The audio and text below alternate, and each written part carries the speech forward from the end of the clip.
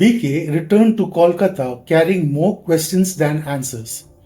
His visit to Devipuram had taken the investigation into unfamiliar territory. The stories from Tanjavur had offered little that could be relied upon. Devaki's account had done something entirely different.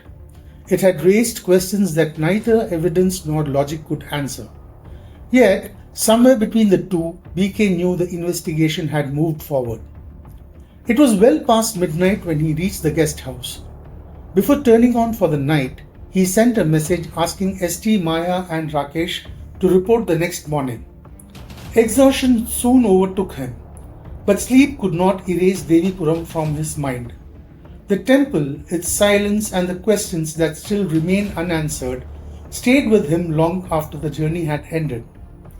For the first time, BK found himself wanting to return there someday, not as an investigating officer, but simply as a man searching for answers beyond the reach of case files.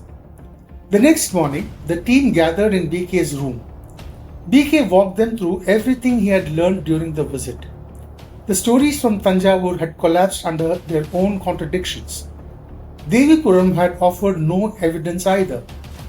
Yet together, they had changed the direction in which the investigation now needed to move. The discussion that followed produced no clear answer. Rakesh believed the investigation had reached its destination. Maya believed it had not. One was convinced that every road now led to Angad.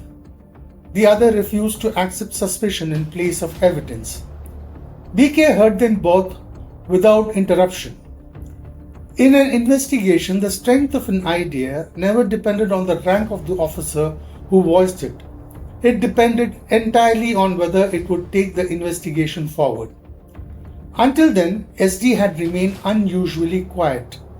While everyone else was trying to decide whether Angad was the killer, SD had begun asking a different question. If Angad had committed the murders, what happened inside his mind? When BK finally turned to him, SD laid out a simple proposal. Instead of questioning Angad again, they should take him back to every place connected with the murders. They would ask very little and observe much more. Every place could awaken a memory. Every memory might reveal something that no interrogation ever could. The room fell silent. The investigation had spent months searching for evidence. SD was asking them to begin studying behavior. He wasn't finished.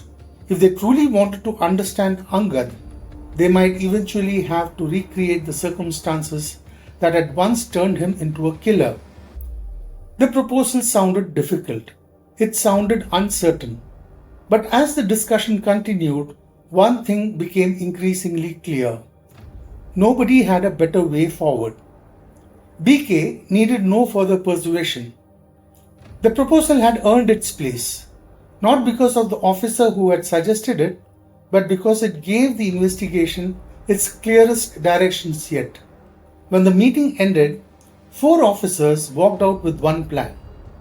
The following morning, BK and SD drove to the railway settlement where Angad lived.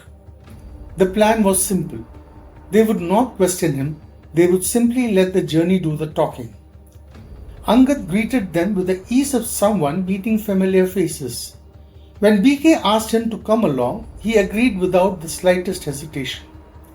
Before leaving, he looked around for Balika, calling out twice. There was no reply. After waiting for a few moments, he quietly joined them. Their first stop was the park. The moment Angad stepped out of the vehicle, his attention drifted towards a bungalow across the road. It was there, he recalled, that a woman had been murdered a day after he had painted in the park. He remembered seeing her with a little child. The child had wandered about on her own while the woman remained busy on the phone. The following day, he had learned that she had been killed. He had seen her body from outside the gate. Nothing in his voice suggested fear. Nothing suggested guilt. He was simply remembering.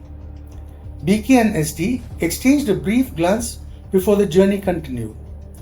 As the vehicle moved towards the theatre, BK gently turned the conversation towards Angad's personal life. The questions appeared casual. Angad answered them just as casually.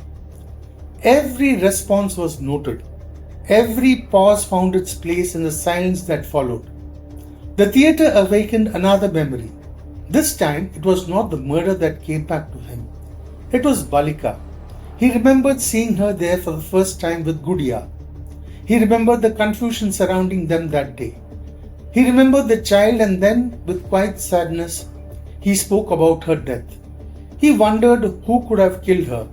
He wondered why the case had never reached its end. More than anything else, he spoke about Balika and the loneliness she must be now living with. BK listened without interrupting.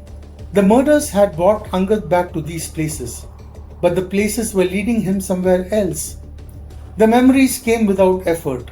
They carried details. They carried emotion. Yet they refused to travel in the direction the investigation expected.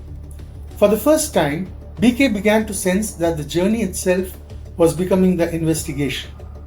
Without drawing attention to it, he sent a brief message to Maya. He asked her to trace Gudia's parents and bring them quietly to the police mess. The reason was left unsaid. The journey gradually drew to a close. Every place they had visited had stirred a memory. Every memory had revealed another piece of Angad's life.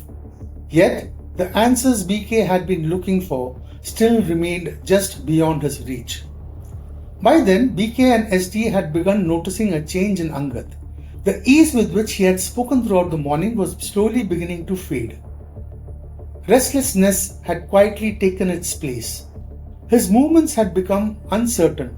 His attention wandered more often than before. Neither officer needed an explanation. Without a word, both looked away. The brief moment of privacy was enough. Believing he had escaped their attention, Angad quietly reached for another dose. Neither BK nor SD reacted. The investigation had already moved beyond watching what Angad did. They were now watching what happened to him. A little later, they stopped for lunch. Angad declined. BK and SD ate quietly, allowing the silence to continue uninterrupted. By the time they reached the police mess, Maya had already carried out BK's instructions. Waiting there was an elderly couple, seated quietly in one corner. A police officer walked up to SD and confirmed their identity. BK looked towards Angad and asked if he knew them. Angad looked carefully at the couple and shook his head. BK then walked over to the elderly man and woman. He asked them the same question. Neither recognized Angad. That was all BK needed. He thanked them and asked the officers to arrange for them to be taken home. Only then did Angad, unable to contain his curiosity any longer, ask who they were. BK waited for a moment before answering. He said they were Keshav, Parihar and Radha, Gudia's parents. The words struck Angad like a bolt from nowhere. The color drained from his face. For a few long moments, he simply stared. The journey that had begun as an experiment had reached its first destination. The investigation had not found its answers, but it had found something far more valuable. A question that demanded to be answered.